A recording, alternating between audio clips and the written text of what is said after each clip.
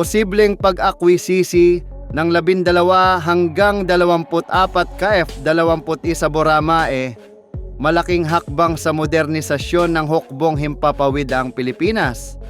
Ayon sa pinakabagong ulat ng Asian Military Review, may lumalakas na indikasyon na maaring mag-akwisisi ang Pilipinas ng hindi bababa sa 12 hanggang 24 unit ng KF-21 Boramae, ang pinakabagong henerasyon ng jet fighter na binuo ng Korea Aerospace Industries, KAI.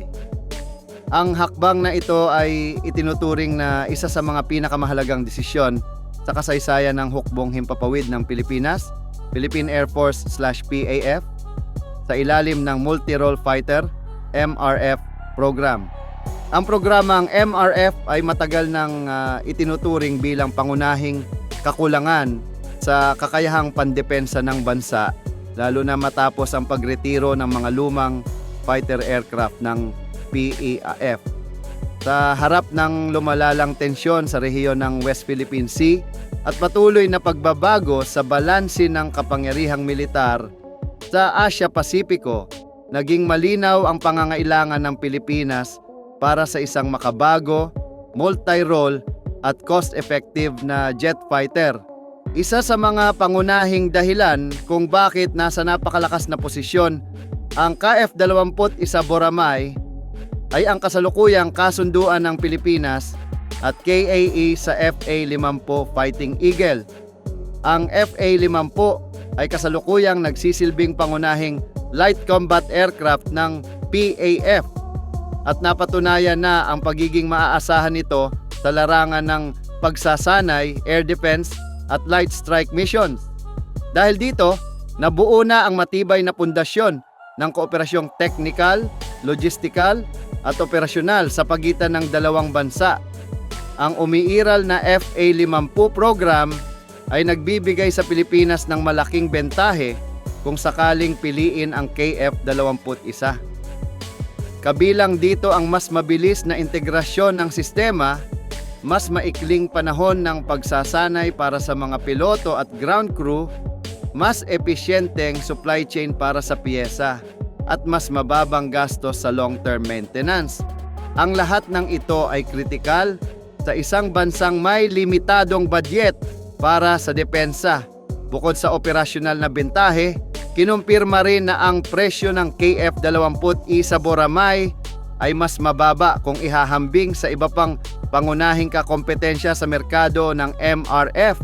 Ang JAS 39E/F Gripen ng Saab, F-16 Block 70/72 Viper ng Lockheed Martin at Eurofighter EF-2000 Typhoon ay pawang napatunayan at mataas ang kakayahan, subalit may kaakibat na mas mataas na acquisition at operating cost. Para sa Pilipinas, kung saan ang budget ay palaging kritikal na konsiderasyon, ang mas abot kayang presyo ng KF-21 ay nagiging isang napakalakas na argumento pabor dito. Sa usapin ng kakayahan, ang KF-21 Boramae ay idinisenyo bilang isang 4.5 generation fighter na may mga katangiang papalapit sa ika-5 henerasyon. Ito ay may advanced AESA radar, modernong avionics, data link capabilities, at kakayahang magsagawa ng air superiority, air interdiction, close air support, at maritime strike missions. Ang ganitong kakayahan ay eksaktong tugma sa pangangailangan ng PAF, lalo na sa pagtatanggol ng malawak na arkipelago ng Pilipinas. Isa pang mahalagang aspeto ay ang pangmatagalang suporta at industrial cooperation. May mga indikasyon na ang posibleng kasunduan sa KF-21 ay maaaring magbukas ng pinto para sa technology transfer, maintenance capability development, at lokal na suporta sa industriya ng aerospace ng Pilipinas. Ang ganitong uri ng kooperasyon ay umaayon sa layunin ng pamahalaan na hindi lamang umasa sa pag-angkat ng armas, kundi bumuo rin ng lokal na kakayahan. Higit pang nagpapalakas sa posibilidad ng deal ay ang pahayag ng KAI na kinikilala nito ang Pilipinas bilang unang target na destinasyon ng export ng KF-21 Boramay. Kung maisa sa katuparan ito, magiging makasaysayan ang Pilipinas bilang kauna-unahang bansa sa mundo na mag-ooperate ng KF-21 sa labas ng Timog Korea.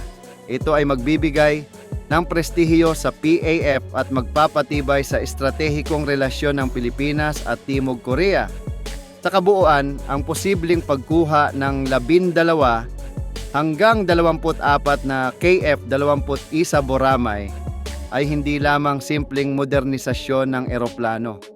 Ito ay isang estratehikong desisyon na may malawak na implikasyon sa pambansang seguridad, regional na balanse ng kapangyarihan at pangmatagalang kakayahan ng hukbong himpapawid ng Pilipinas. Kung tuluyang maisa sa katuparan, ang KF-21 Boramay ay maaaring maging haligi ng air defense ng Pilipinas sa mga darating na dekada.